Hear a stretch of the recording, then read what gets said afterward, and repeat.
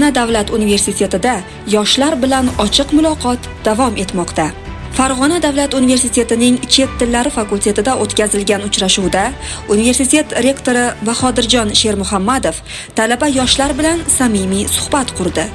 Uchrashuvda rektor universitetning xalqaro reytinglardagi o'rni, fakultetning yaratilish tarixi va kelajakdagi rejalari haqida batafsil ma'lumot berdi.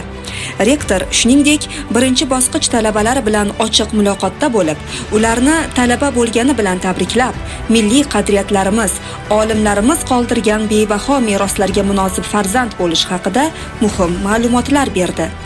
Yoshlarni ilm-fan, madaniyat va sport sohalarida faol bo'lishga, xorijiy tillarni chuqur o'rganishga va kasbiy mahoratini oshirishga chaqirdi.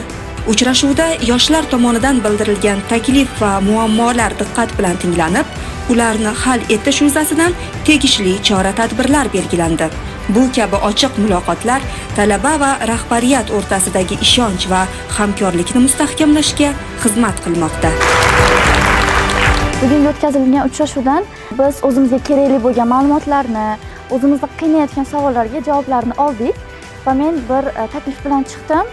Taklifim shundan iborat bo'ldiki, xalqaro yoshlar forumini tashkil qilishni rektorimizga taklifini berdim va ular albatta buni ko'rib chiqishini va menga yordam berishini aytishdilar va men bundan juda ham xursandman. 5 nafar birinchi kurs talabalari Flow Club deb nomlangan volontyorlar klubini ochdik va qisqa muddat ichida klubimizda hozirda 40 nafardan ortiq a'zolari bor va mening taklifim shundan iborat bo'ldiki, bu klubimizni nafaqat chet tillar fakultetida, balki universitet miqyosida tashkillashtirishni men taklif qildim.